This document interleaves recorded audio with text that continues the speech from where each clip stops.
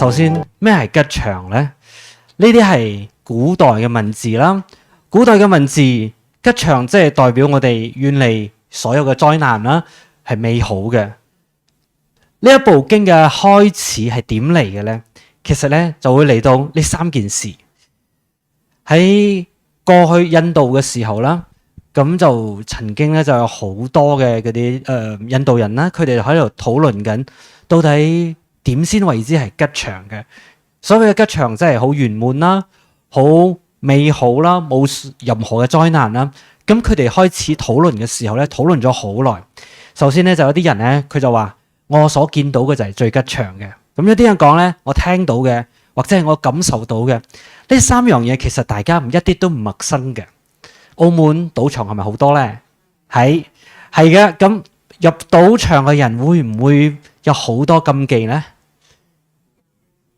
今日佢要戴啲咩首飾啦，或者佢需要佩戴，或者今日咧出門嘅時候帶啲咩石頭啦，或者乜嘢啦？點解佢要帶呢啲出門？好運。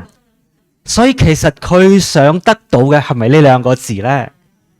美好嘅，入賭場一定可以贏錢，所以佢認為我佩戴咩首飾啦，或者我帶啲乜嘢啦，呢個係俾我帶嚟真係有祝福嘅意思，甚至乎係應該對我嚟講有幫助嘅。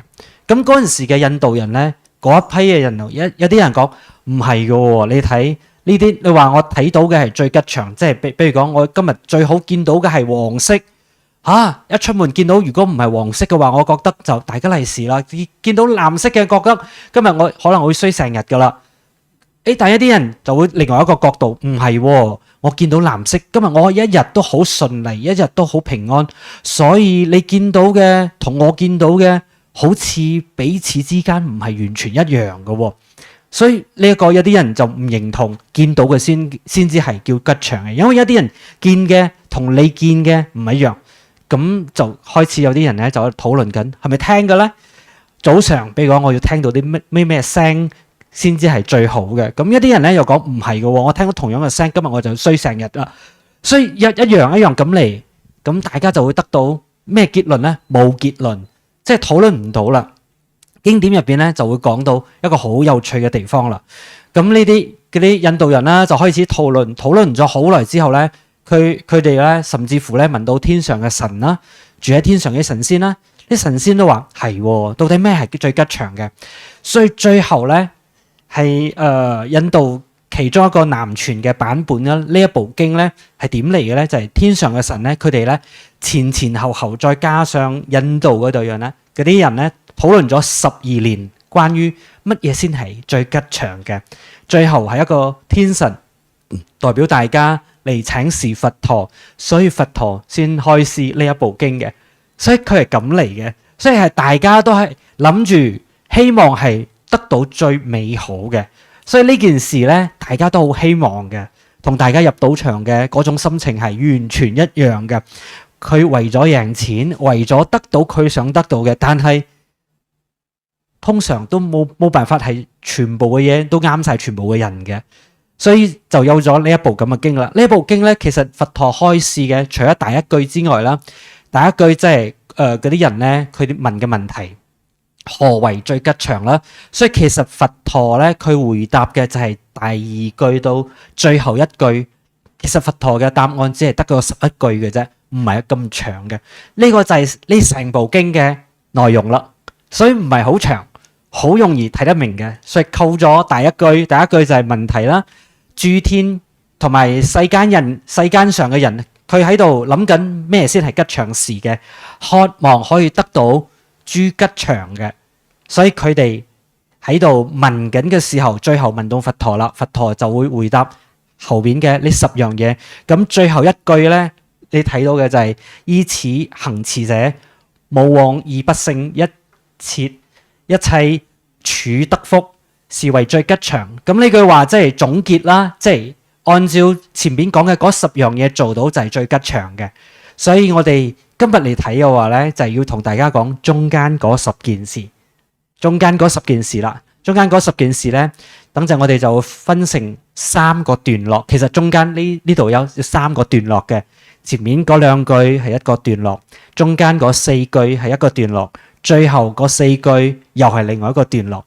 呢3個段落其實同我哋生活咧係好密切關係嘅。首先第一句，請問你睇下呢4句話，你覺得重點係咩呢？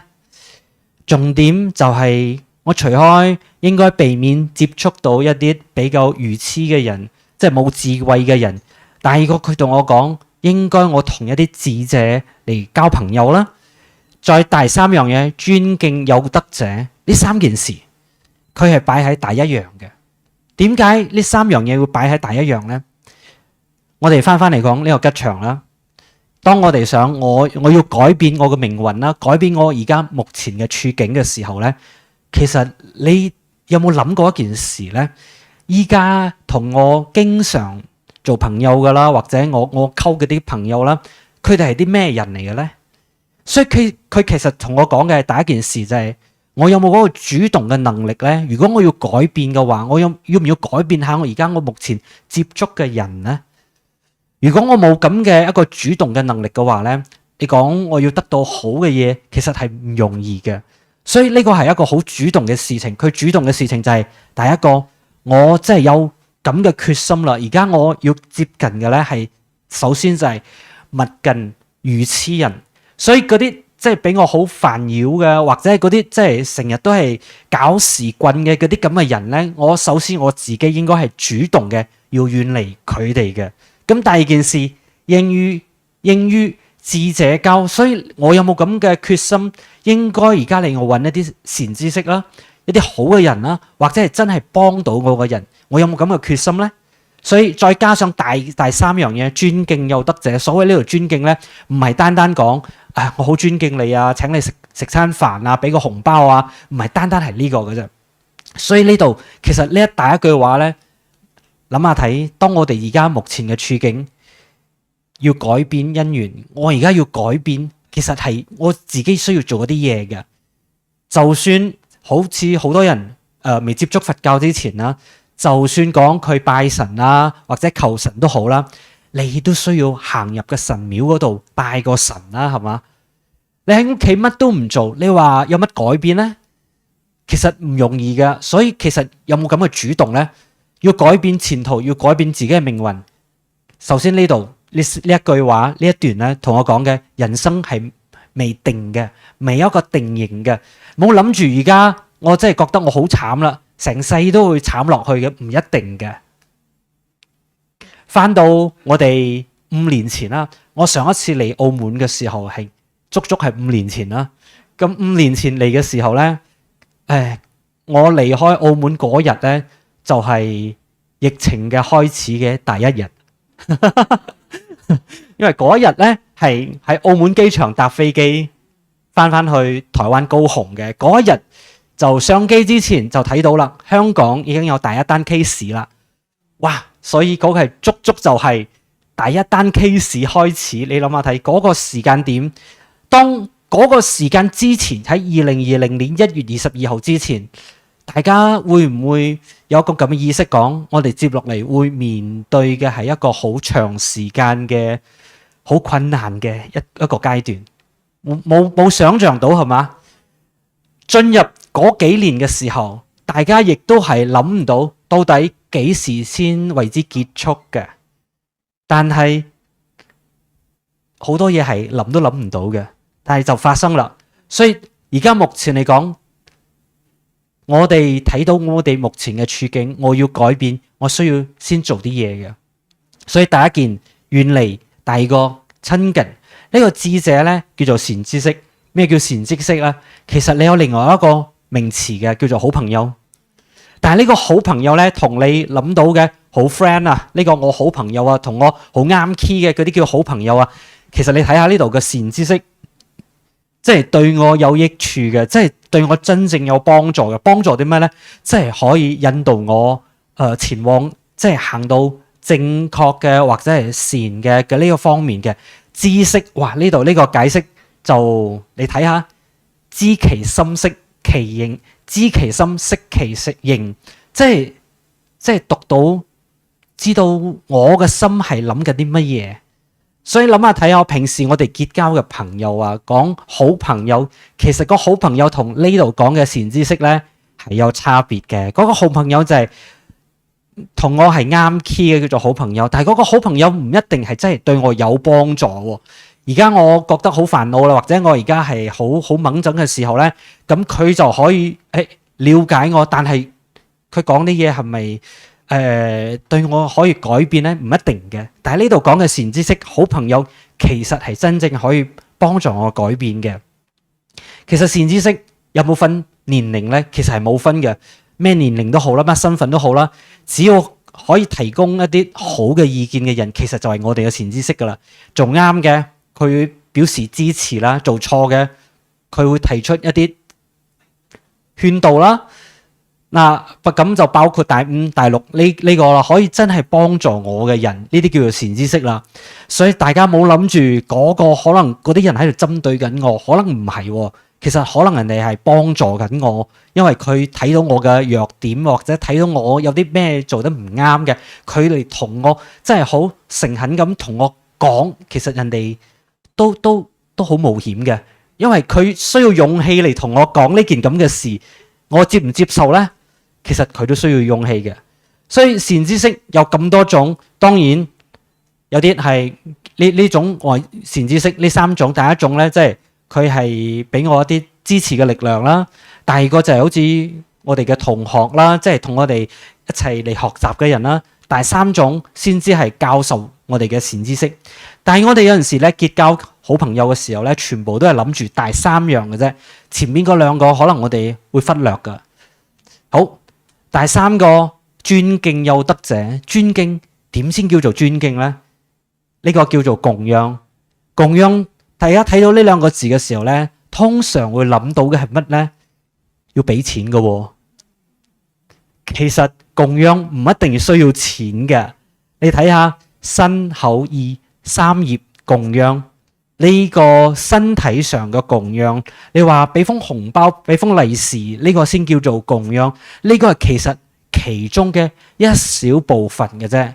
見到人哋做得好啦，我心入邊先替人哋歡喜啦，或者係講幾句好聽嘅話啦，呢個都係一種供養嚟嘅。但係我哋通常聽到嘅一定要嘥啲錢咁先叫供養，嗰個係好粗俗嘅一種方式啦。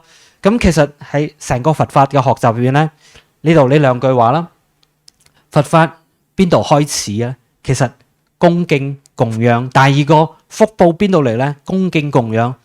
你知唔知呢兩件事嘅重要性係做乜嘅咧？供養其實即係我個心可以打開，打開之後咧，我願意對你尊敬，所以我對你表示嗰個表示咧係我個心意係即係欣賞你啦，或者係我尊敬你啦，所以我先將我有咁嘅嘢，我要獻上俾你，作為我對你嘅尊敬。所以呢一個唔一定係關於錢嘅嘢，我嘅心意啦，或者我講嘅好聽嘅話，呢啲都係供養嚟嘅。星雲大師過去嘅時候咧，就會講到供養其實錢其中就係一部分嘅啫。嚟道場做義工，呢個我貢獻嘅係一個體力啦，或者我而家冇機會可以做義工啦，又冇捐錢，又冇包咩利是啦。但係我知道我可以做嘅嘢，比如講我幫忙你宣傳啦，呢個其實都係一種供養嚟嘅，唔係單一個方面嘅啫。所以有好多方面嘅。所以第一句話即係俾我哋睇到嘅，其實係講咩呢？第一句話就俾我哋睇到講，其實我要開始得到吉祥，得到我真係想得到好嘅嘢。其實我需要諗下睇，要判斷下目前我所遇到嘅係咪一啲唔好嘅因緣呢？咁我有冇嗰個主動嘅能力想即係擺脫啦，或者係我要改變，即係接落嚟我知道我應該係揾啲咩人先係啱嘅。呢個係第一件事。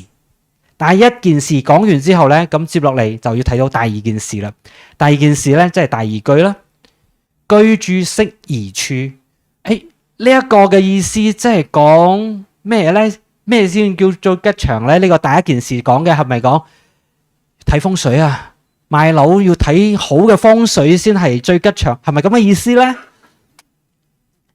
呢個好似係字眼上就睇到，好似講我係要揀地方嚟住嘅啫，揀地方嚟住，咁呢度風水唔好，咁我會唔會得到吉祥啊？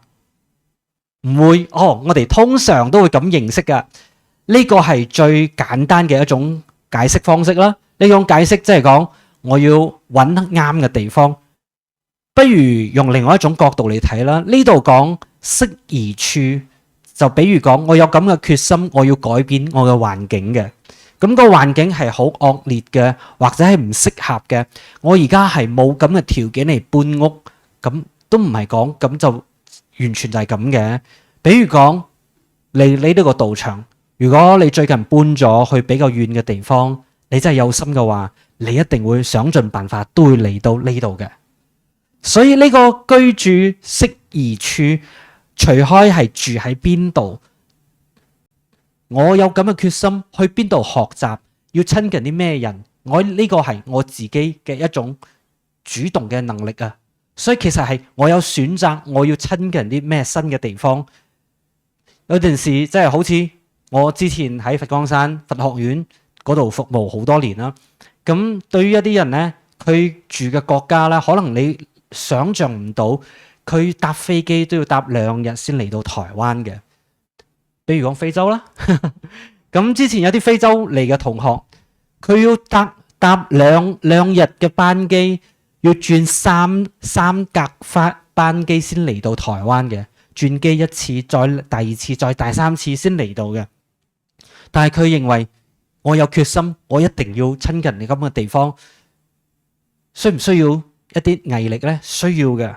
所以佢呢個居住嘅咩地方，自己有得揀嘅，唔係單單講而家我嘅條件好惡劣嘅咁嘅啫。咁第二同第三句，第二句要講嘅係咩呢？一個感恩嘅心啦，即係對於講有德行，呢個係講我過去有德行。第三句呢，即身於正道，即係講我目前啦。呢兩句話呢，佢要同我講嘅係咩呢？其實你知唔知我可以有機會親近一個道場？其實呢個係有福報嘅。你睇下澳門有幾多人口？60幾70萬人，但係有幾多人有機會入嚟呢度呢？好少係嘛？所以係你有些少福報先有咁嘅機會嚟親近嘅。你會覺得係好偶然嘅？唔係嘅，唔係好偶然嘅。其實呢個一定係你有好深嘅因緣，你先會嚟到呢度嘅。唔係講冇因冇緣咁你就會嚟噶啦。有陣時可能你對面，你屋企對面就可能有間廟啦，但係你點解唔親近嗰度呢？冇緣啦。以前我來自馬來西亞嘅，其實我住嘅地方呢，其實對面就應該有間廟啦，佛教嘅咩佛教會啦，但係我冇去嗰度。但係去到呢，開車都成差唔多半個鐘頭嘅。佛光山有一個道場，開車要半個鐘頭，屋企門口就一個啦。繞咗一大個圈，仲要半個鐘頭先會到嘅，10幾公里，即係咁遠，哇！所以有緣同冇緣，即係所以呢一個講到我過去有德行，所以其實呢，對於目前呢，我可以遇到嘅好多因緣呢，應該有帶住一個感恩嘅心啦。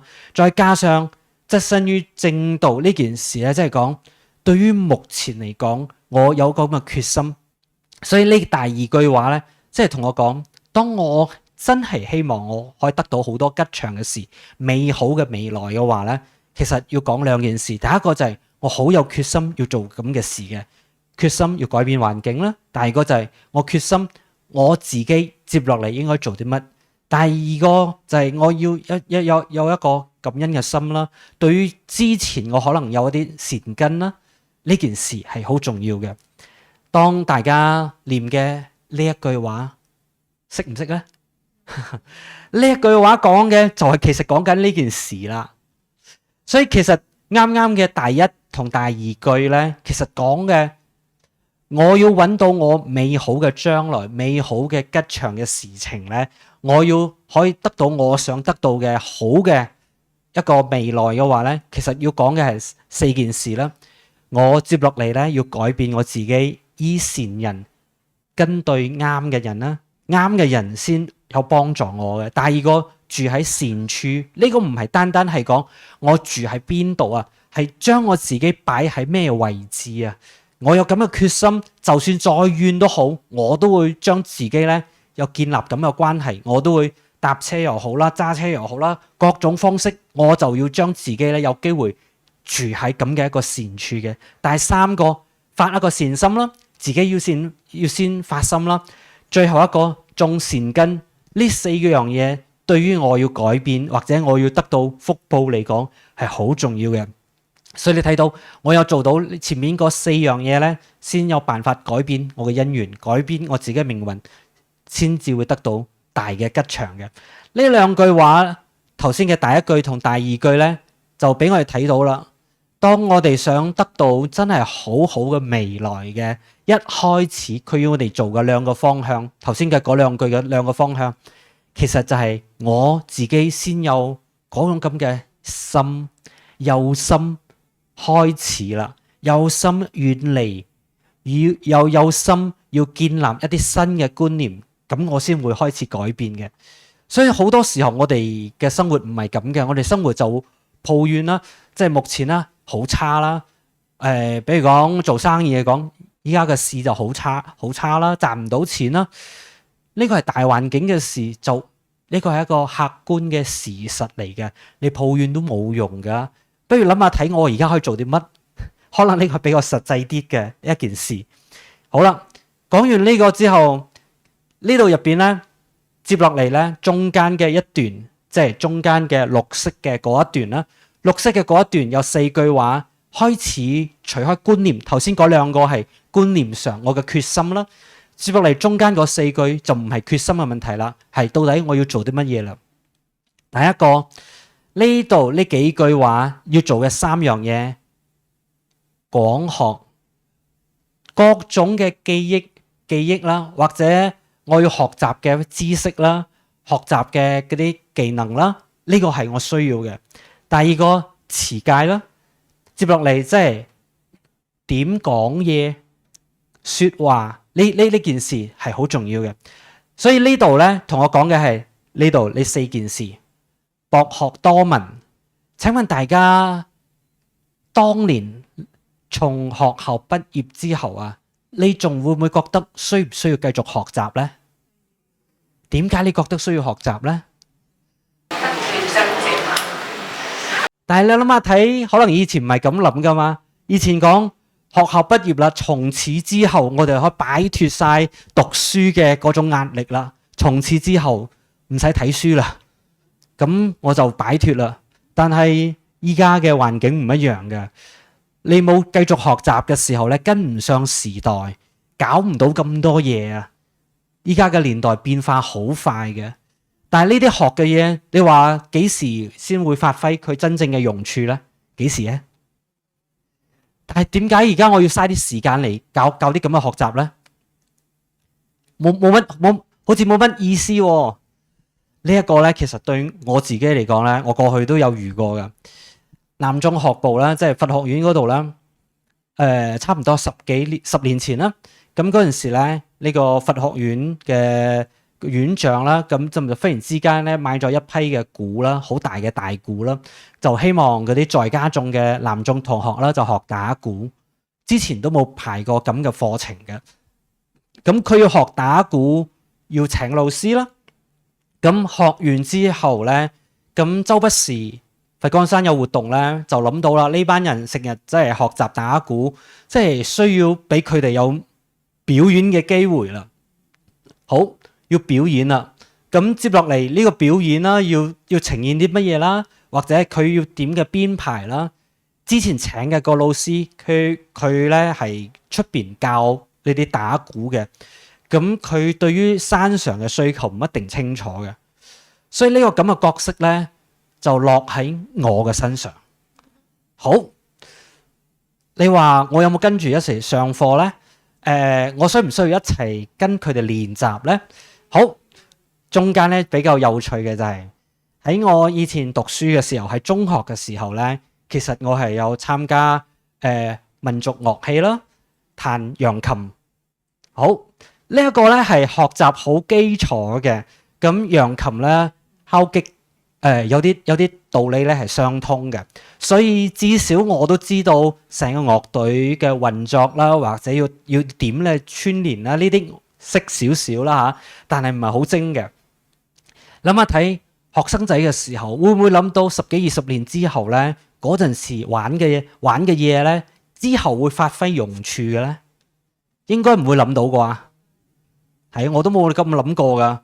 結果到佛學院開一個咁嘅課程嘅時候咧，發覺即係成個佛學院嘅老師咧，只有我可以做呢件事。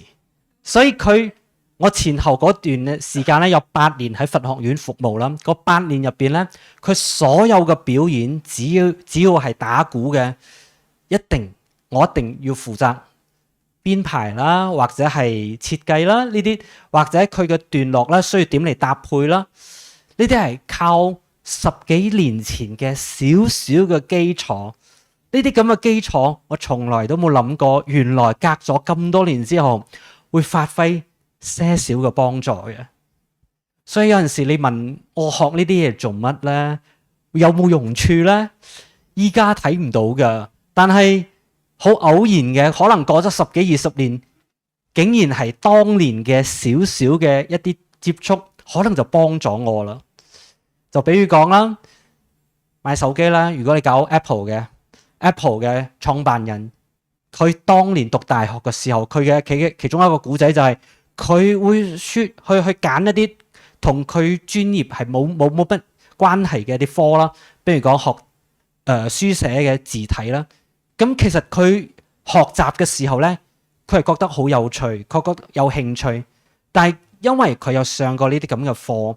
之後佢開始做 MacBook 做 Apple 電腦嘅時候咧，所以佢對於字體嘅設計呢啲咁嘅嘢咧，佢好敏感嘅。呢個係 Steve Jobs 當年咧，其實一個基礎就係當年大學嘅時候，即係立亂揀課嘅時候揀翻嚟，其實一個好大嘅收穫啦。所以呢個你睇下，佢同我哋講，要得到吉祥咧，其實我哋隨時都應該有一個想多啲學習嘅心。即係冇諗住而家我安全啦，個安全你諗下睇，回歸之前嘅澳門同回歸之後嘅而家幾多年啦？25年過去啦，超過25年啦，同25年前嘅澳門一唔一樣呢？係啊，人口嘅結構都唔一樣啦，經濟結構都有好大嘅差別啦，所以當年可以食成世嘅嗰啲行業唔一定可以繼續落去嘅。第二個即係持戒，點解要持戒？即係其實你會唔會覺得成日佛教都會同我哋講要持戒持戒？到底你知唔知咩叫持戒咧？持戒你會聽到咧，星雲大師佢嘅解釋咧，即係講持戒會帶俾我哋自由嘅。但係持戒咧，另外一個喺佛教嘅意思咧，就係俾我可以學習嘅係習慣。我哋比如講持戒啦、不殺生啦、不偷啦、等等嘅嗰5樣嘢啦，呢5樣嘢其實咧，我哋平時嘅解讀咧，即係講我唔可以做呢個，唔可以做嗰個，嗰個唔可以嘅原本係咩意思咧？即係其他人做咗咧，你覺得咧侵犯咗法律啦，或者會影響到其他人啦。但係受戒嘅時候咧，我哋需要改變一種心態嘅。咩心態咧？呢一個講不殺生啦，其實係一個主動嘅能力嚟嘅。而家我係有選擇，到底可唔可以殺，又話唔殺？而家我係清楚點解我選擇係不殺生嘅。同之前嚟講，因為法律上咧係唔準我哋咁做嘅，所以我先唔做嘅。嗰個係好被動嘅，嗰個係因為強迫嘅。而家講你唔好講大話啦，咁你冇呃人啦。因為咁可能會俾人拉嘅，咁依家我係可以自己選擇嘅。我選擇就係我唔呃人啦。我點解唔呃人？因為我清楚呃人嘅後果，我知道我應該講啲咩說話。所以其實講持戒嘅時候咧，係要慢慢嘅就俾自己一個習慣我可以做啲乜嘢，我應該做啲乜嘢。你有冇諗過？其實我哋係唔習慣，我哋要做啲好嘅事。所以其實持戒呢個持保持或者去維持呢個戒，唔係單單同我講唔要做啲乜嘢，做啲乜嘢，其實係俾我慢慢嘅養成一啲習慣。呢個習慣即係我好熟悉啦，就比如講好似你即係而家學緊煮嘢啦、煮餸啦，啱啱開始嘅時候要睇住個食譜啦，或者係睇啲視頻啦。而家叫你自己煮同樣嘅一味餸，煮唔煮得出嚟先？煮唔到，所以一開始你係唔習慣嘅，因為點解？我對呢個好陌生嘅，同樣嘅佛教講持戒係俾我一個過程，呢個係俾我習慣。當煮咗10幾20年啦，依家你唔使同我講要加啲咩，或者要買啲咩替代嘅。就算而家我唔係喺呢個環境買唔到同樣嘅材料，去到大個地方，好，比如講你去到非洲啦，你要煮一鑊粥，點嚟煮呢？嗰度嘅米唔一樣嘅喎，到底我要煮幾耐啊？我要煲幾耐啊？1個鐘頭煲唔煲得熟啊？但係有經驗嘅人就睇到啦，哦，佢嘅質地係咁嘅，佢嘅係點嘅，所以我可以知道點嚟變化，因為佢已經好習慣啦。所以其實持戒點解需要？比如講學揸車啦，點解需要學揸車嘅時候咁多嘅規則？呢個唔得，嗰個唔得，嗰個唔得，點解呢？因為上馬路嗰條路唔係我一個人嘅，仲有其他嘅人嘅，所以因為我有遵守咗呢啲咁嘅規則，我揸緊車喺個馬路嘅時候，我安全，你安全，大家安全，大家都可以喺個馬路上開車，開得大家都係好自由、好自在嘅。但係你就亂嚟，我又亂嚟，撞埋一齊嘅時候呢，就唔快樂啦。所以最後你唔自由，我唔自由，因為嗰陣時出事嘅時候要 call 白車嘅時候點算？所以其實交通規則唔係講要限制我，係俾我哋人世間可以點嚟，同樣係用呢條路嘅時候，大家都可以用到，你得到你想去嘅地方。所以呢個係持戒嘅。最後一個要講好話，呢一個好重要嘅。講啲咩說話？好，呢個係第一件事，即係對於自己嘅能力、自己嘅品德，呢個係要得到吉祥好嘅一個發展嘅話，呢個係第一件佢要我哋做嘅第一件事。第二件事即係對於我哋嘅家庭嘅責任啦，對於我哋自己係對於家庭嘅一個義務啦，對於父母啦，對於自己可能有成家立室嘅啦，自己嘅妻子啦，自己嘅子女啦，呢個係第一同第二件事嘅。接落嚟就係從業要無害，做啲乜嘢先係正當嘅？正當嘅做啲正當嘅生意。咁喺澳門，大家就會開始講啦。喺賭場做好唔好呢？就呢個問題啦。大家點話呢？其實呢，呢個問題我唔用澳門做例子，我用另一個地方啦，就係星雲大師呢，佢好多年前呢，喺台灣嘅離島，其實都唔係好遠嘅，有幾個離島，即係偏離喺台灣本島嘅其他嘅少少嘅呢島嶼啦。咁其中一個離島呢，我忘記係邊一個地方啦。嗰度嘅人呢係捉魚嘅，咁佢哋就好抗拒嗰啲法師，因為咧喺星雲大師去到呢個地方之前，佢哋就擺明同星雲大師講啦，我唔知你要講啲乜，只不過上一次嚟嘅法師咧就話你哋捉魚嘅喎，你哋殺生嘅喎。咁嗰度嗰啲人咧就好嬲啦，我哋就住喺一個咁細嘅一個島，除咗捉魚之外，其實你要我哋做啲乜呢？你講得好好，你咩佛教講唔殺生，但係我哋點揾食啊？所以呢啲人咧就對於講法師去到嗰度要講佛法咧係有啲抗拒嘅，因為之前星雲大師去之前就會遇到咁嘅問題啦。好啦，到星雲大師咁嗰一次就去到嗰度呢個島啦。咁去到呢個島嘅時候咧，星雲大師就冇講到你哋捉魚噶，呢個係殺生噶，呢個唔好噶，佢完全唔講呢件事。但係就算佢唔講，呢度人都會問啦，因為其他人都講啦，你講唔殺生啦，點算啦？咁大師俾佢哋嘅開示係點嘅咧？佢同大家講，大家咧住喺呢個島要捉魚，其實都係揾食嘅啫。咁你揾食，其實我想請問啦，你揾食，其實你帶住嘅念頭咧係要揾食為主，抑或你帶住嘅念頭係我係要殺死呢啲魚？請問你帶嘅係咩念頭咧？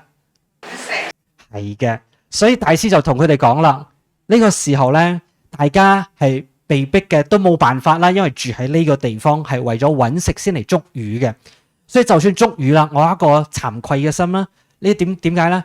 冇辦法啦，只可以做呢個咁嘅行業，但係咧，我應該冇要嗰個殺心。而家我唔係為咗殺死啲魚先嚟捉魚嘅，即係為咗維持我自己嘅揾食嘅啫。呢啲人聽咗可以接受喎，即係因為佢唔係否認我哋而家做緊嘅行業啊。所以其實呢一件事咧冇話絕對嘅，因為喺每一個地方每一個環境，你冇辦法將我自己嘅道德標準放喺你呢度嚟睇你呢個環境嘅，所以其實一樣嘅。但係比如講有機會啦，有機會我可以脫離呢個咁嘅環境，或者唔做呢個咁嘅行業嘅時候，而如果有選擇，你會唔會繼續做同樣嘅選擇？呢個係另外一個問題啦。再比如講，而家咧可以唔使捉魚啦，但係咧賺啲錢可能少啲啲，但係做其他嘅行業，你做唔做？呢個就係另外一個選擇嘅問題啦。所以喺呢度嚟講咧，星雲大師冇否認。有陣時真係生活真係被逼嘅，冇辦法，即係講你好曳啊，你好差，因為有好多被逼嘅事情。但係如果我有選擇嘅時候又點呢？但係而家我被逼，我需要參與咁嘅一個行業嘅時候呢，要注意嘅。依家就算我喺賭場，係咪我要落去賭錢先？唔係嘅。好，所以自己都要清楚自己有道德標準嘅。所以我其實要分得好明。好清楚到底而家我係站喺咩立場做緊呢件事嘅。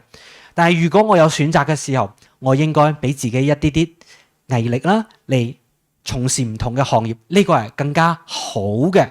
所以唔係單單係否認嘅啫。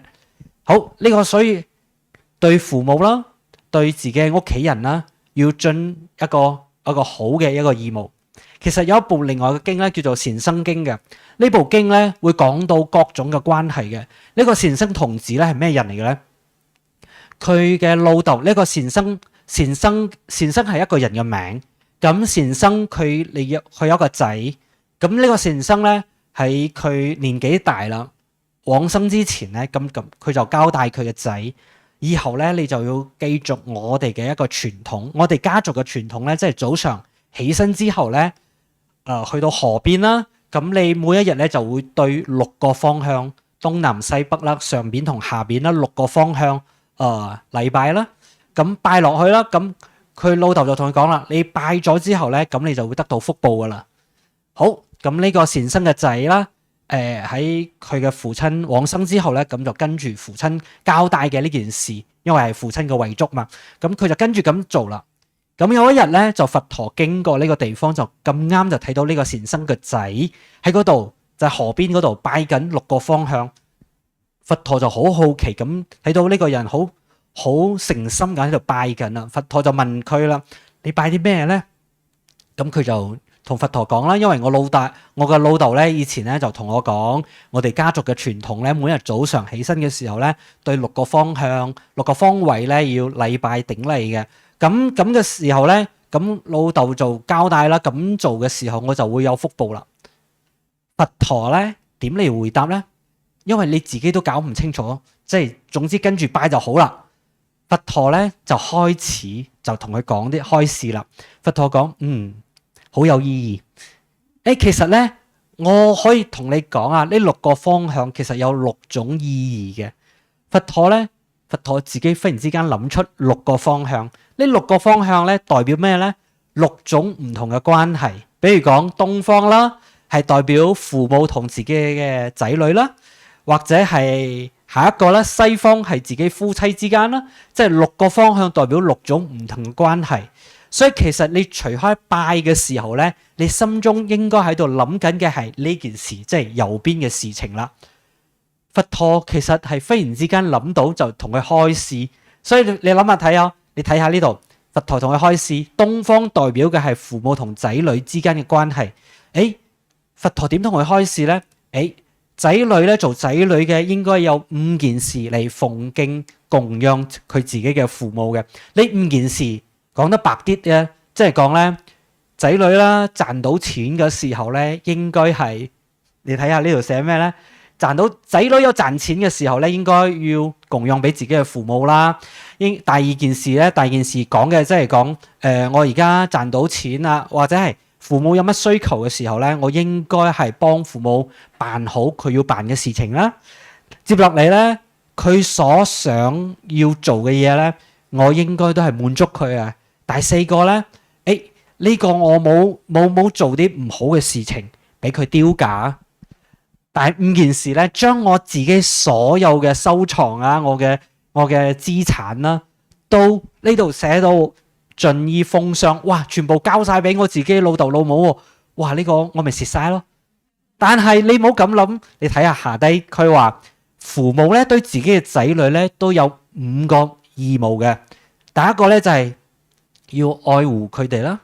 第二個咧，一樣嘅，頭先講個仔女將佢自己所有嘅錢啦交俾父母，呢度你睇到冇？第二個講咩咧？父母亦都係應該滿足嘅仔女嘅。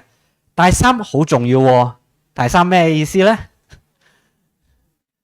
你冇爭到好多大耳窿啲錢啦，或者同周圍借錢，咁你又唔還錢，邊個要幫你還咧？仔女幫你還，你負債好多嘅時候，其實邊個辛苦咧？接落嚟咧，後代要好辛苦嘅，所以你欠債還錢呢件事咧，就唔好欠到下一代啦。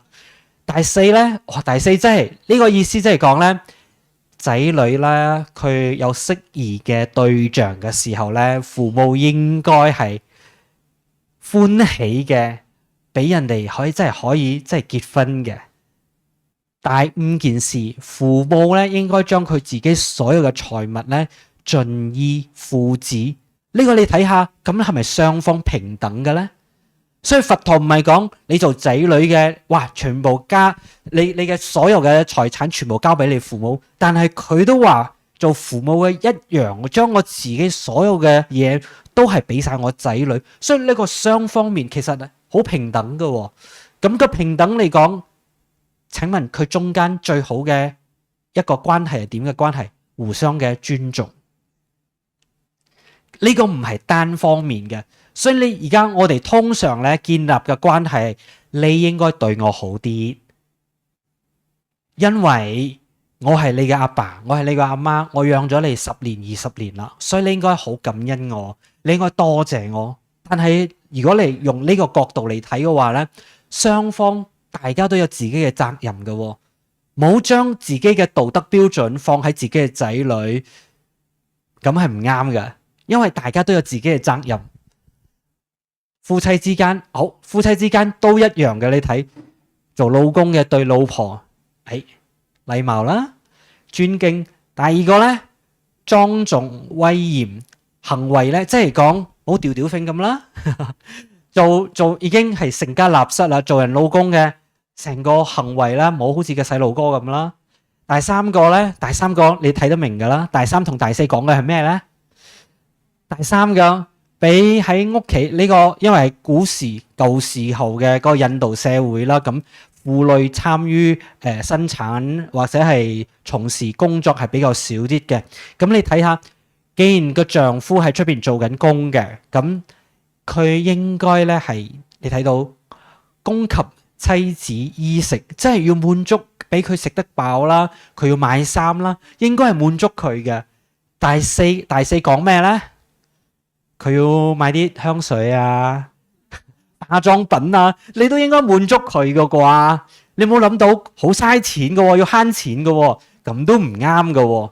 再第5件事咧，佛陀講屋企嘅大細嘅事情咧，應該係交俾個老婆嚟打理嘅。既然你負責喺出邊賺錢嘅話，咁屋企你都應該放心交俾佢嘅。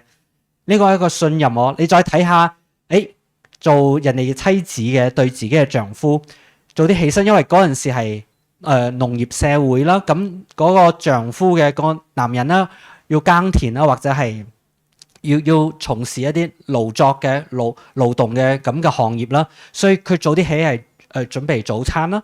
所以第二個後座係即係先照顧好佢嘅老公啦。你睇下講話冇咁粗魯啦。第四件事敬順，第五件事即係先以承子，即係講即係配合自己嘅先生啦，配合自己嘅丈夫啦。你有冇睇到呢兩個係互相嘅，唔係單方面講，純粹要個妻子咧就係全部就係聽晒個老公嘅，但係個老公有冇同樣嘅信任、同樣嘅責任，俾個妻子亦都係歡喜嘅咧？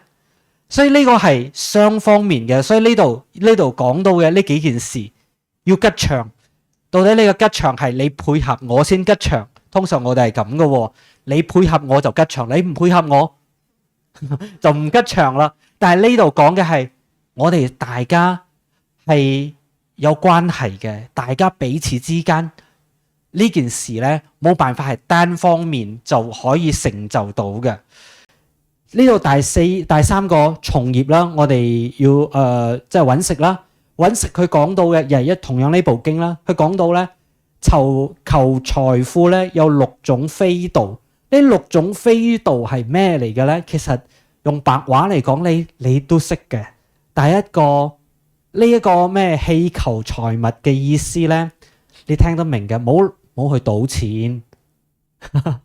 第一個就講冇去賭錢啊，賭下就冇噶啦。我唔知喺澳門呢度會唔會出現啦嚇。喺台灣咧，經常係好多嘅，尤其是男士啦。咁可能佢已經工作咗30-40年啦，又儲到些少嘅錢啦，退休啦，依家就忽然之間好大筆嘅錢啦，退休金好多，依家又唔使翻工，屋企太得閒啦，冇嘢去做，咁佢搞啲咩咧？網上嘅賭博。賭下，我就遇到有啲信徒嘅，佢哋就夫妻最後就離婚啦。點解離婚呢？因為個先生就賭到欠人哋爭人哋好多錢，爭到即係可能嗰啲大耳窿都即係要斬上門噶啦。所以佢哋雖然係離婚係點解呢？因為個做老婆咧真係好驚啊！接落嚟分分鐘可能個老公出門就俾人斬死，我都唔知嘅。人哋要揾我要揾數嘅時候咧，我又冇辦法俾到人哋嘅，所以佢最好嘅方式就係斬斷呢個咁嘅關係，所以佢嘅嗰個債務咧就唔會牽涉到我咁嘅方式。喺台灣就遇到好幾個信徒屋企佢嘅另一半佢嘅丈夫退休之後咧就搞到咁啦，所以賭錢啦，賭錢，所以如果你喺賭場服務嘅，呢個你都睇到噶啦。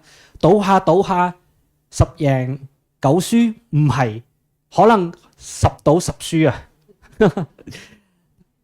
第二件事咧，非時行求財物，即係講即係不務正業啦，即係成日都係去玩樂啦，都係去玩天咁啦。第三件事咧，即係成日都係去飲酒啦。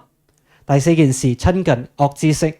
即係接近啲唔好嘅人咧。第五件事咧，呢個就係經常咧去，比如講嗰啲叫夜總會啦，揾啲咩舞小姐啦，呢啲咁嘅嘢，最後懶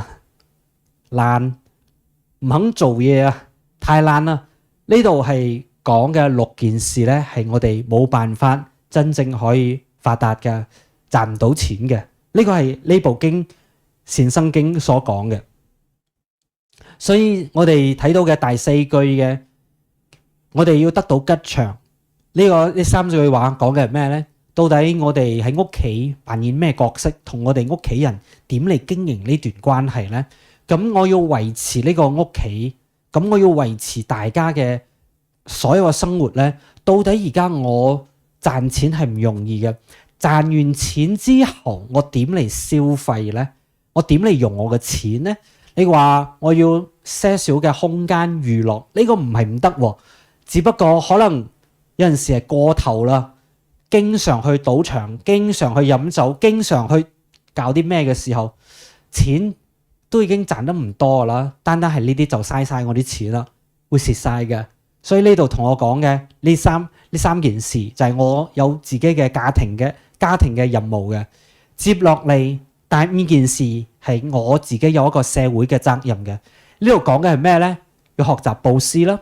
學習第2件事就係要幫助我身邊嘅人嘅。接落嚟我嘅行為咧係冇過失嘅。所以你話我要得到福報，你諗下睇我平時願唔願意去布施呢？布施唔係單單俾錢啦，即係呢度睇到嘅啦。布施可能係出錢啦，可能係出力啦，或者係說好話啦，或者係傳一個好心啦，呢都係布施嚟嘅。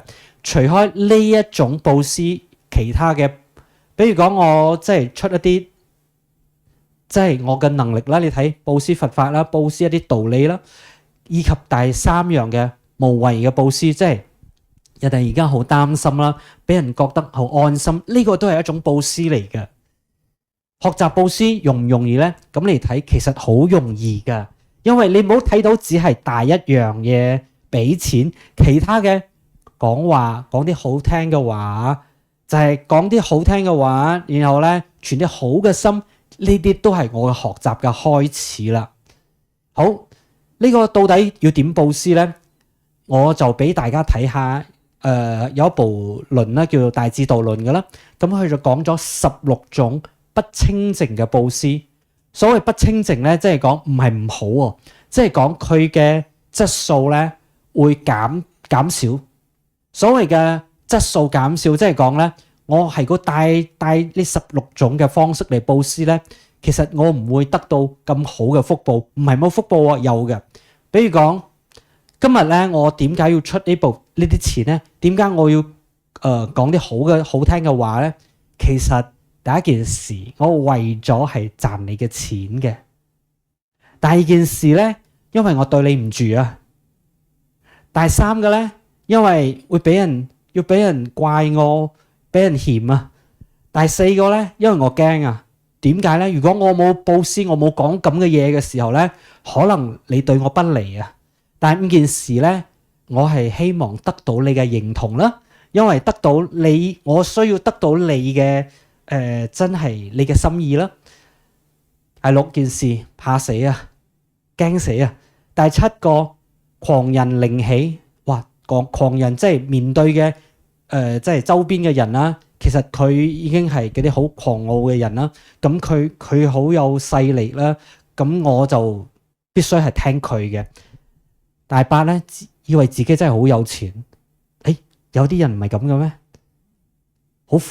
好闊佬喎，但係其實我冇乜錢，但係做乜嘢都好，會好似扮好闊佬咁。你出1000，我可以出1萬，但係其實明明自己都冇錢嘅，但係要俾其他人覺得我其實好掂嘅。有啲人呢一種都係有問題嘅。第9樣咧，第9樣即係咩咧？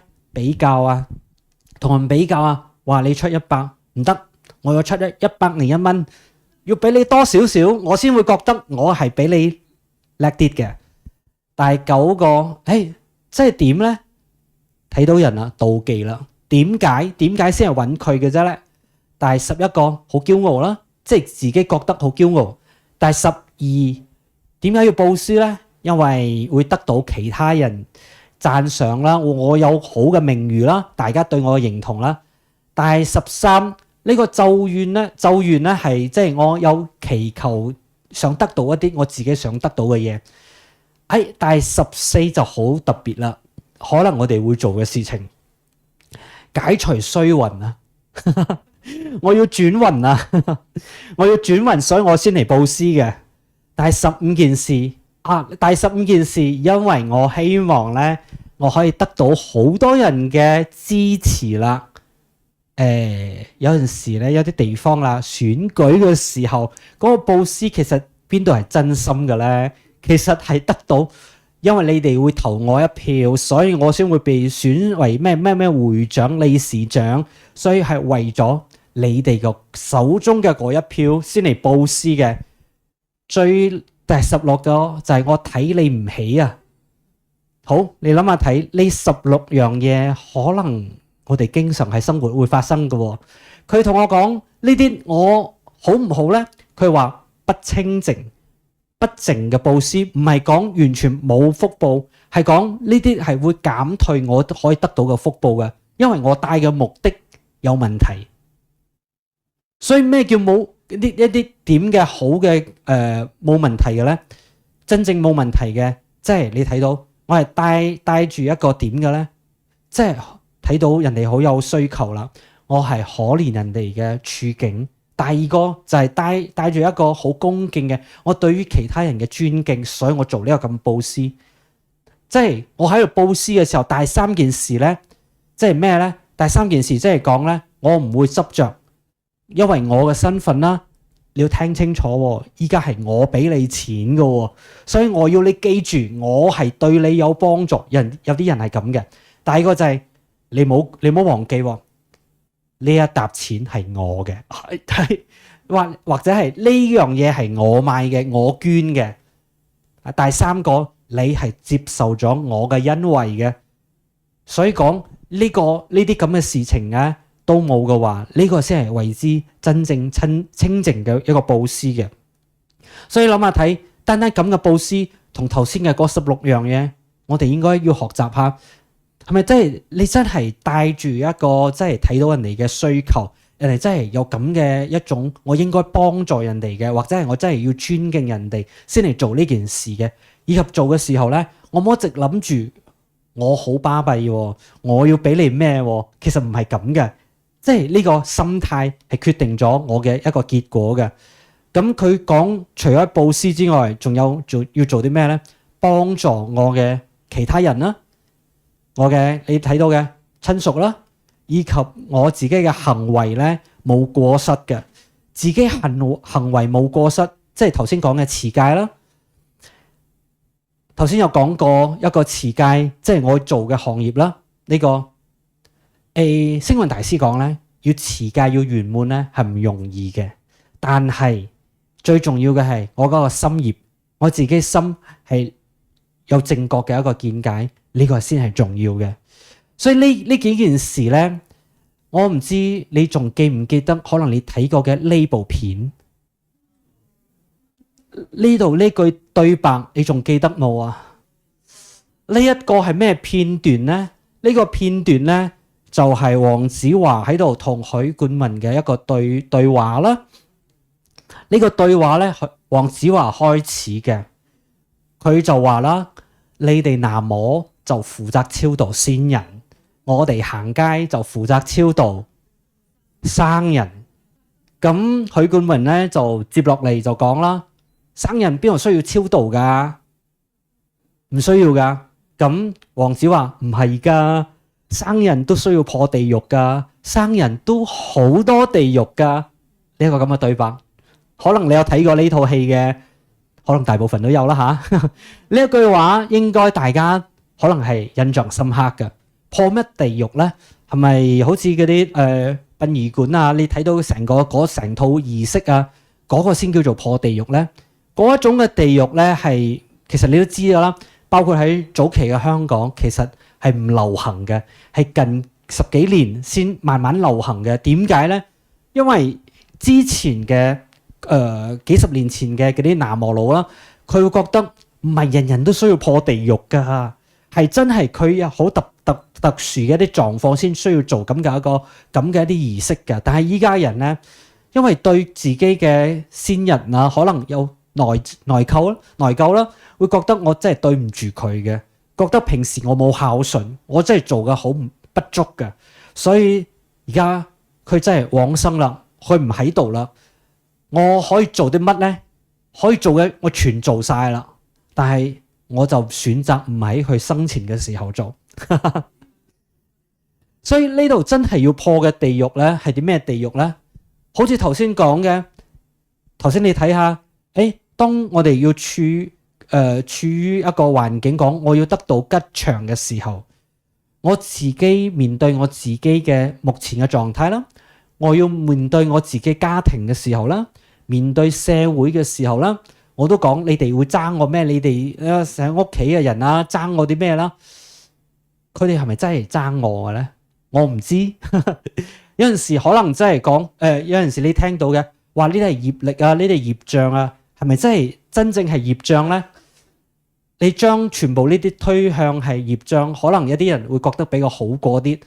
你覺得好過啲都 OK 嘅，但係唔好將全部嘢都推到去業障啦。有陣時我哋遇到一啲麻煩嘅事情，我可以點嚟轉變呢？係咪有其他嘅方式呢？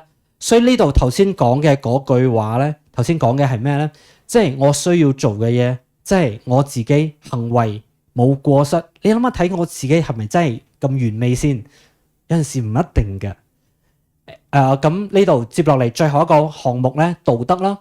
咁我自己頭先即係離開所有嘅嗰啲唔好嘅行為啦，唔飲酒啦，唔放逸啦，即係講其實我自己咧頭先講嘅4個項目，我自己應該俾自己有進步，我自己要繼續持續嘅學習啦。咁我自己要謹慎啲啦，持戒啦，以及我講話嘅時候咧，呢個方式我都應該需要注意嘅。咁我對於我自己家庭咧，我應該係要多啲嘅關懷嘅。咁對於社會，我亦都係需要多啲布施。所謂嘅布施，即係打開自己嘅心，願意同人哋結緣啦。我自己可以即係同你分享，即係有咁嘅一個主動啦。最後呢度呢個段落咧，我自己其實係好謹慎，知道自己清楚我嘅底線係乜嘢，乜嘢係應該做嘅，乜嘢唔應該做嘅，我自己清楚啦。呢4項係對於我目前嚟講，我應該要做好嘅。除開單單做好我自己扮演嘅角色之外咧，即係自己對於自己啦，自己對於喺家庭啦，自己立足喺成個社會嘅角色之外啦，進入到第3個段落啦。第3個段落即係最後呢個段落啦。最後呢個段落咧，佢開始講嘅真係要俾我自己可以提升我自己嘅生命嘅質素嘅時候咧，需要開始做嘅4件事。第一件事，恭敬、謙讓、知足、感恩、奉事、聞正法。即係同我講咩咧？我真係而家咧，我要開始改變嘅話咧，第一個即係我對人嘅態度啦。呢個態度咧，來自於我可能係學佛啦。我嘅恭敬心到底有冇嘅咧？謙虛啲啦，謙虛啲。你話我真係好巴閉啦，我好了不起啦，我真係可以點啦？其實唔一定嘅。我細嘅時候啦，呢個我喺15歲嘅時候，15、16歲嘅時候，第一次認識到咩叫應該謙虛啲。因為我喺14、15歲咧，我讀嘅學校嗰陣時咧會分班啦，每一年嘅年尾咧就會統計成年嘅考試，重新嚟分班嘅。咁成績都算唔錯啦嚇，所以我經常都會讀到成校嘅最前邊嘅第一班嘅。咁嗰陣時喺馬來西亞咧叫做 Form 2啦，喺中二嘅時候咧，佢最後一次嘅考試有一個好關鍵嘅一個科目咧，就唔知點搞嘅嗰個科目咧，就結果就爭少少就唔合格啦。結果就導致，但係其他嘅科目都冇問題嘅。結果要分班嘅時候，呢個好嚴重啦，就影響到我其實應該係進入第一班嘅。結果我就被分入第3班。咁我到咗我中3嗰年，即係下一年嘅學年啦，開學嘅時候，我對於嗰個班，我入到嗰一班咧，我個態度係咩咧？我係其實我係睇唔起成班嘅同學㗎。我覺得我唔屬於你哋，我應該係第一班嘅。我係咁嘅諗法嘅。所以其實我考試嘅時候咧，可以講係目中無人嘅。我係成班40幾個同學，我完全睇唔起佢哋嘅。但係悲劇就發生啦。我第一次考試，竟然我覺得我應該係全部叻過佢哋嘅。第一次考試，我竟然考第2名。好刺激啊！點解會第2名唔係第1名嘅咧？呢件事先第一次俾我發覺謙虛啲嘅，應該要謙虛啲嘅，唔好覺得自己真係好巴閉，我真係了不起。其實呢班嘅人其實人哋都唔差嘅啫。接落嚟接落嚟嘅考試先會考成第一。但係我就唔係用原先嘅嗰種角度嚟睇我班上嘅同學，即係第一次考試之前，我真係睇唔起成班同學㗎，即係目中無人嘅嗰種狀態嘅。所以謙虛有陣時，你話可能我一路好順風嘅時候，我都唔會覺得需唔需要謙虛嘅，因為我可以話得事，我可以做到咁嘅嘢，我覺得我掂嘅。有陣時遇到一啲挫折都幾好嘅，睇到原來我自己能力有限嘅，原來我唔係好似我自己想象中嘅咁完美嘅，所以嗰次其實對我嚟講，我係好感恩嗰次我係考第二名，唔係考第一名嘅。唔係嘅話，我真係好囂張嘅。所以有陣時你話遇到一啲挫折啊，冇好似我想象中，點解我應該都好準備得好足夠噶啦，應該都搞得掂嘅，點解呢一次竟然搞唔掂嘅咧？其實，你點知呢個係其實一個好嘅姻緣呢？所以其實知足感恩，接落嚟呢兩件事都好重要嘅。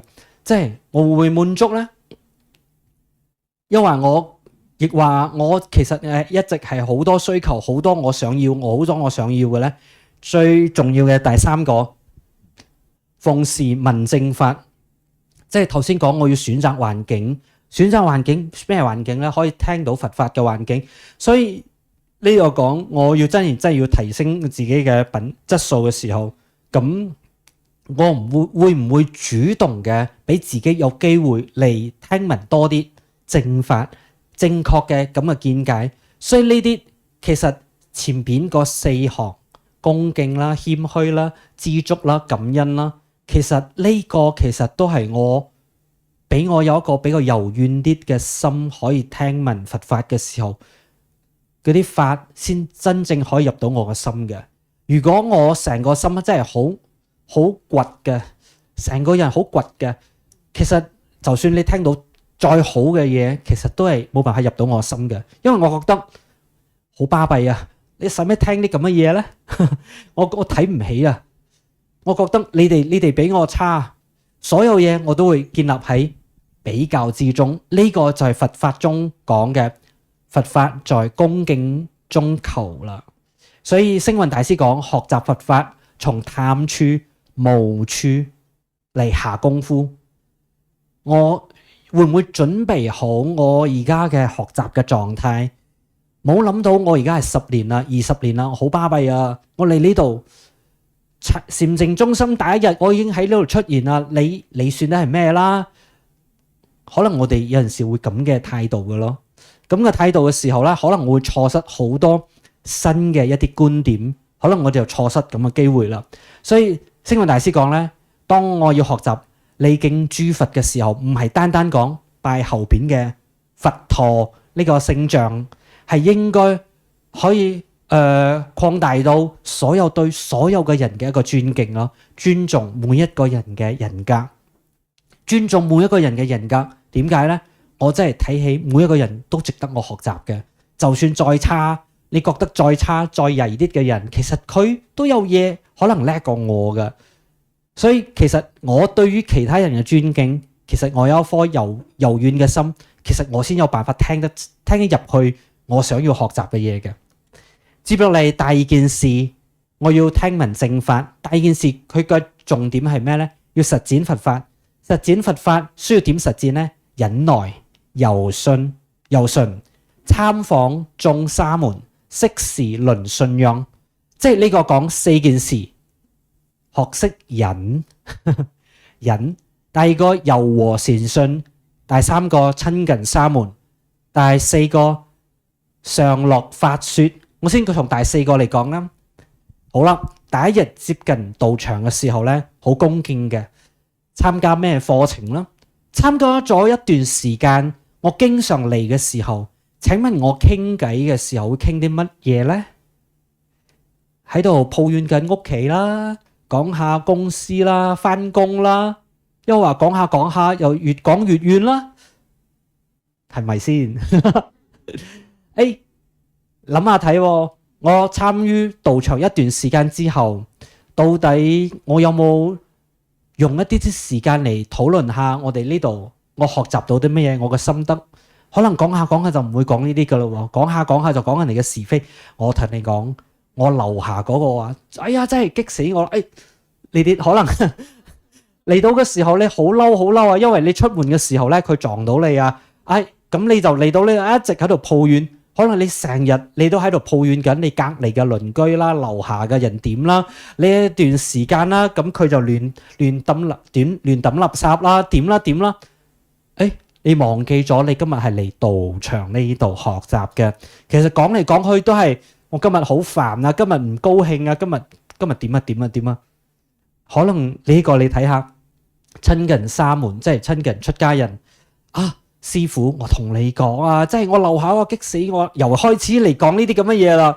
所以諗下睇到底你嚟到道場呢度你要傾啲咩呢？傾下唔係是非啊，傾下就要批評其他人，傾下哇！我忍唔住啦，冇得忍啊！呢個可能就係我哋自己嘅一個生活啦。忍係好重要嘅，但係你覺得忍係好辛苦嘅，忍啲咩啊？你話要忍啲咩？忍一啖氣，嗰口氣。有陣時咧，忍唔係單單你認為嘅。星雲大師講忍咧係咩嚟嘅咧？忍耐咧係代表我要先可以認識到底發生咩事。認識，第二個係接受，接受嘅意思即係講唔逃避。第三個咧，我而家就要諗下一啲可以轉念啦、轉變啦。第四個就要化解啦。所以呢四個就係星雲大師講嘅忍嘅，唔係單單講哇，即係壓抑自己講忍啊，我忍你嘅時候，忍到忍無可忍嘅時候就會拍台啦。亂抌嘢啦，呢啲咁嘅嗰個唔係忍啊，嗰個係其實係壓迫啊。但係忍頭先講嘅星雲大師係一種真正嘅認識啦，一種真正嘅接受啦，一種真正嘅可以嚟轉變啦，再加上真正嘅可以化解嘅。同大家分享下舊年我處理嘅一件事啦。年尾咧，佛光山都會辦水陸法會嘅。咁呢2年啦，其實都有開放世界各地嘅信徒啦，可以咁翻到總本山啦，去到台灣嗰度參加嘅。咁大部分嘅證件咧都冇問題嘅，只不過舊年同前年咧有一批人係困難嘅，即係完全攞中國嘅護照嘅，就比較困難啲啦。咁舊年同前年咧，我哋喺深圳啦，同埋香港都有部分嘅信徒咧，係完全攞中國嘅護照嘅。咁佢要去到台灣參加水陸法會，就一定要辦入台嘅個證件啦。咁啱啦，舊年同前年都係我負責嚟辦嘅。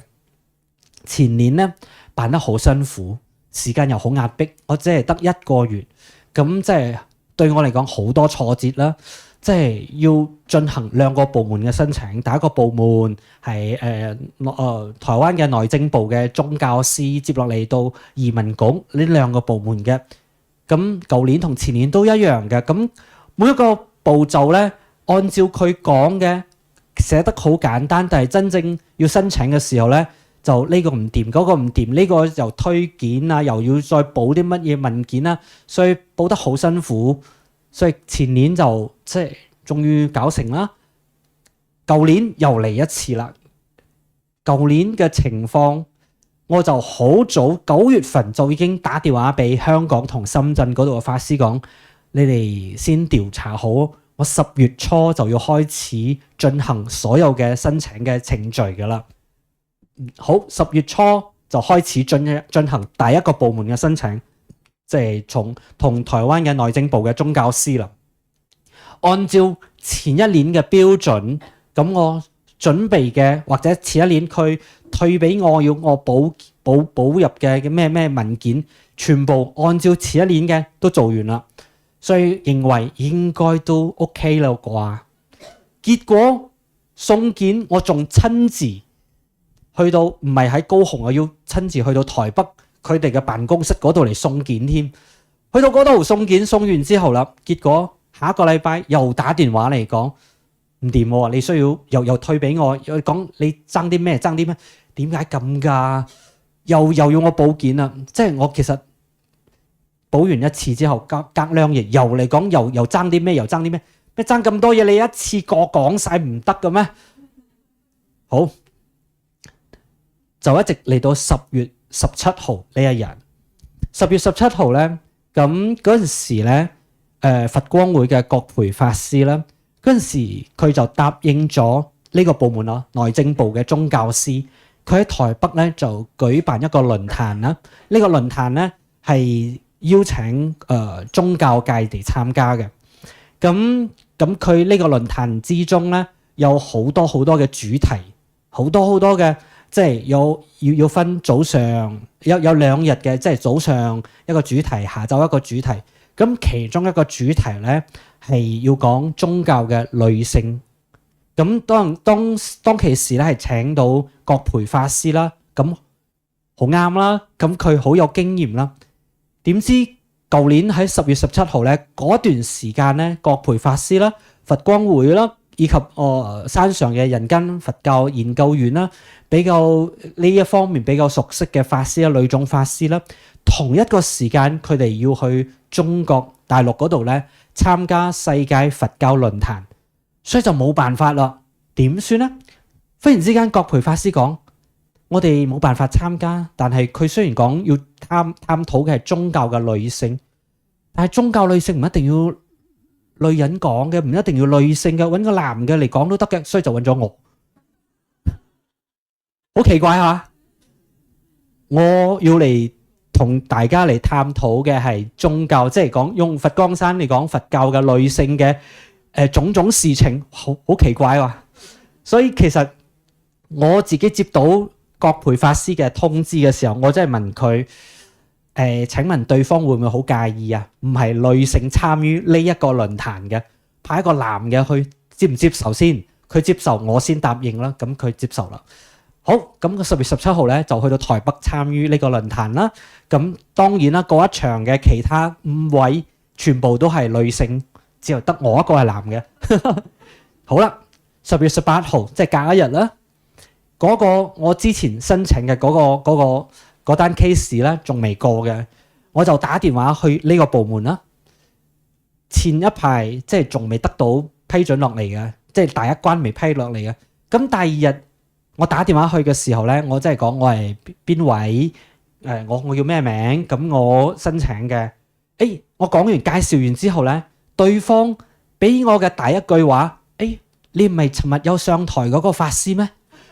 你識得我，咁就好辦事啦。所以，哇，晏晝我就搞掂啦。你有個第一段，好，我問你啦，我參加呢個論壇，你話我預先會唔會諗到對佢對我有幫助？冇辦法諗到係嘛？好，嚟到第二個部分啦。移民局嘅嗰方面咧就更加多問題嘅，因為呢度嘅嗰幾十位信徒咧，佢哋入境同埋出境嘅時間都唔一樣嘅，所以我就要分成佢哋入出嘅時間咧，就分成5個唔同嘅件啦。一個件就可能有2-3個信徒，呢個件可能有10幾個信徒，依佢哋嘅時間嘅。咁呢個就更加嚴重啦，因為移民局咧，我對佢係冇乜好印象嘅，所以申請之後咧，其實我係好抱怨嘅。嗰幾個禮拜咧，其他人問我進度嘅時候咧，我就會好抱怨嘅，冇辦法忍啊！聽到移民局呢2-3個字咧，我就喺度講移民局好衰嘅。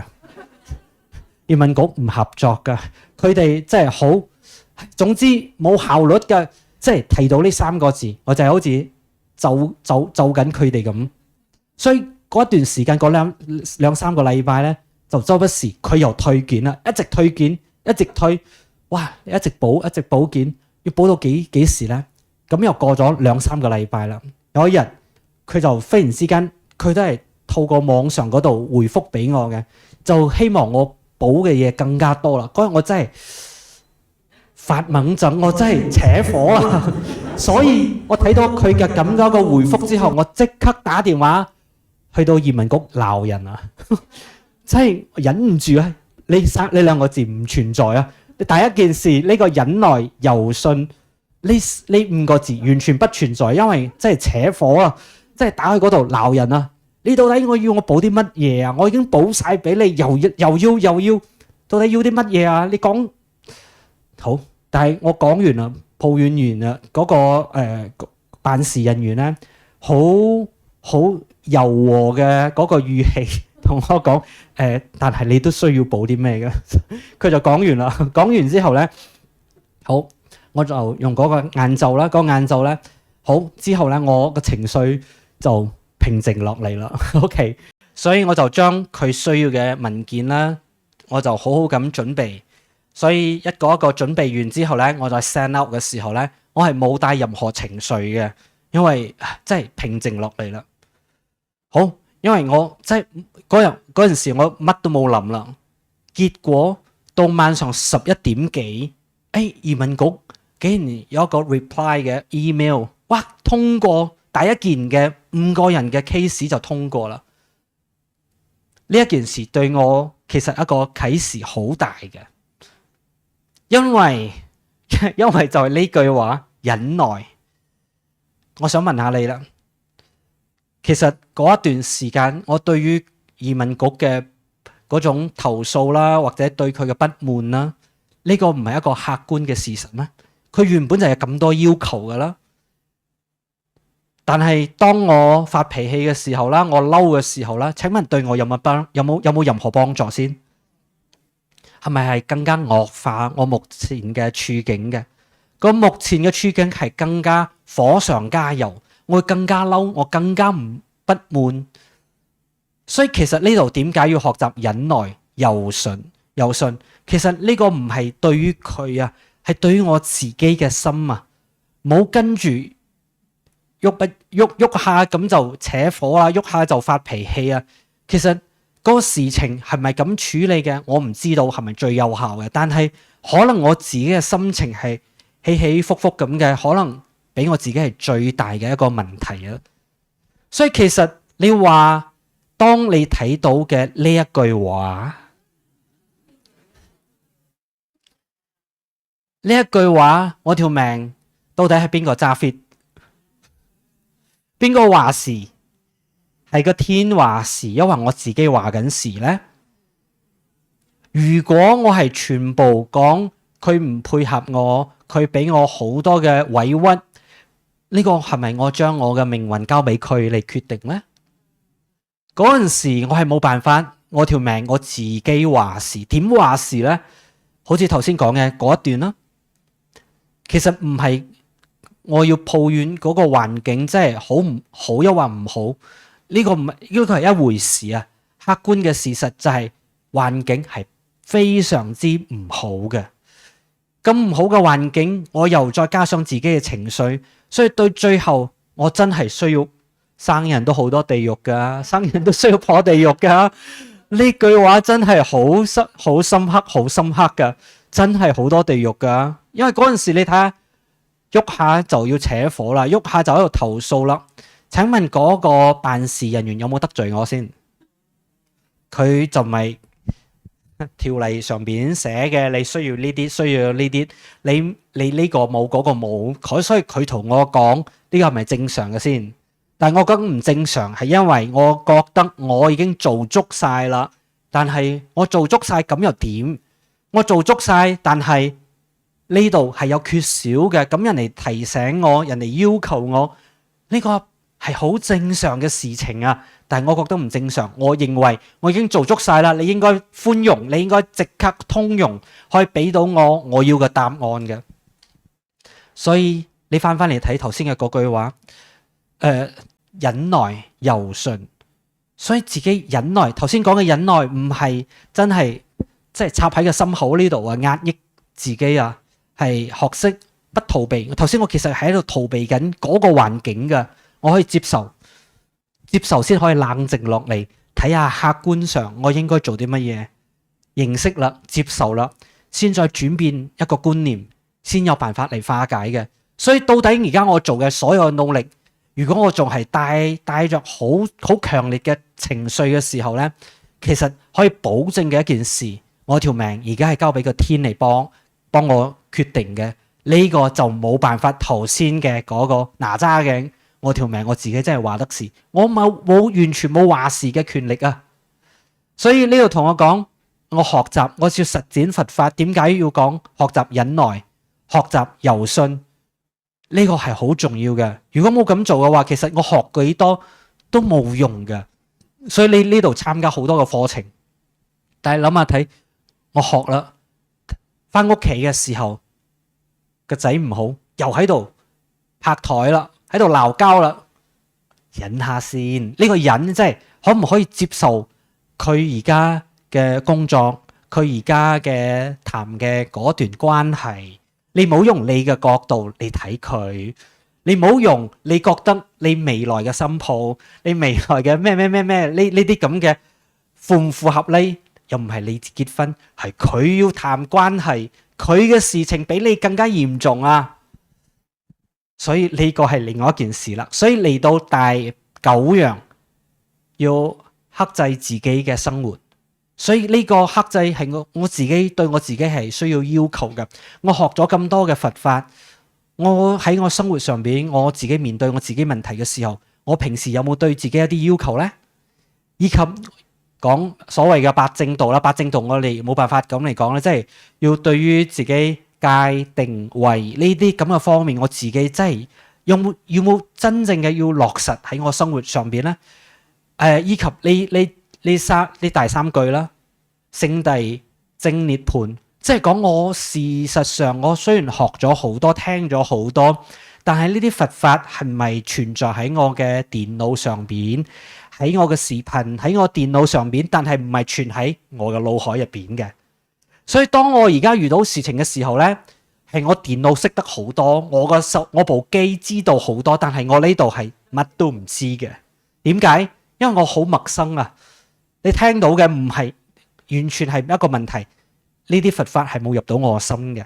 所以呢個講嘅其實最後呢第三句話，到底我聽咗咁多，我有冇真係同呢啲佛法嘅真理咧係相應嘅？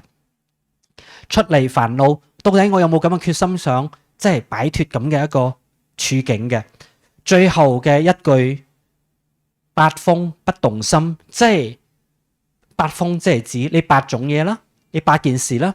即係俾人稱讚啦，或者係俾人而家講唔好聽嘅話啦，等等嘅呢八種嘢啦。人哋講得好聽啲，條尾就起嚟啦。人哋講得唔好聽嘅，可能我又嬲啦。就一係就信心不足，一係就太過自滿，就呢兩個極端嘅。一係就我唔敢啊，一係就係信心爆棚。呢兩個咁嘅極端，所以我會唔會學習咗咁多？當我面對頭先講嘅，我已經有一個實踐嘅歷程啦。咁我學習佛法嘅時候呢，當我真係面對不同嘅境界嘅時候呢，其實係好嘅。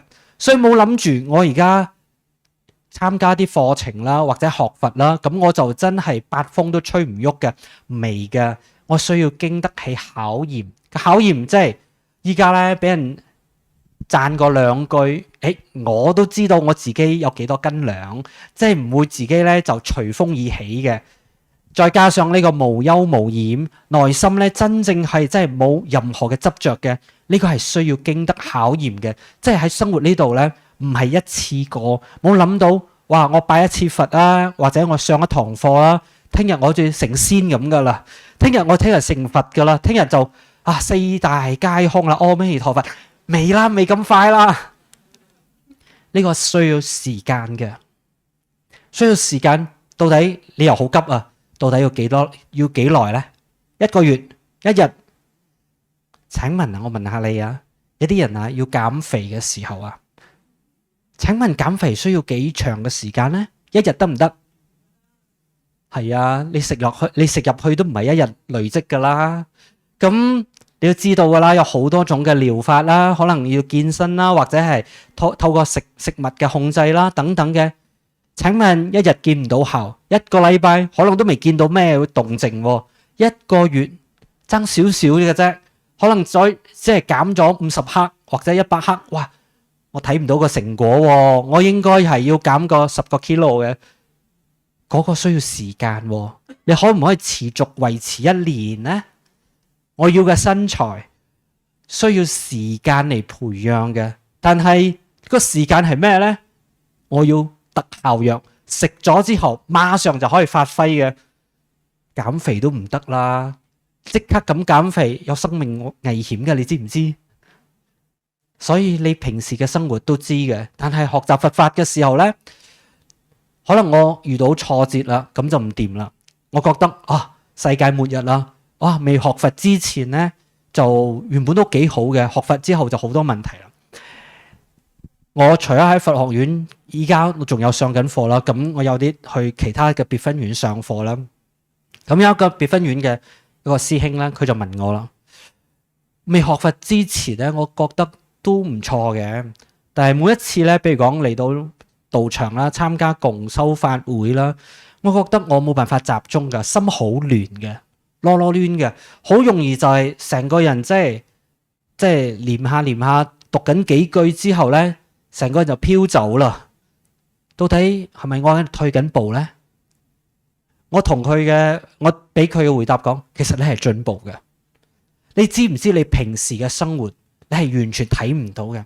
我想請問下你平時食飯嘅時候啊，通常都係配部手機噶啦吓，睇下今日睇呢個10秒鐘，再轉第二個，再轉10秒鐘之後又再轉。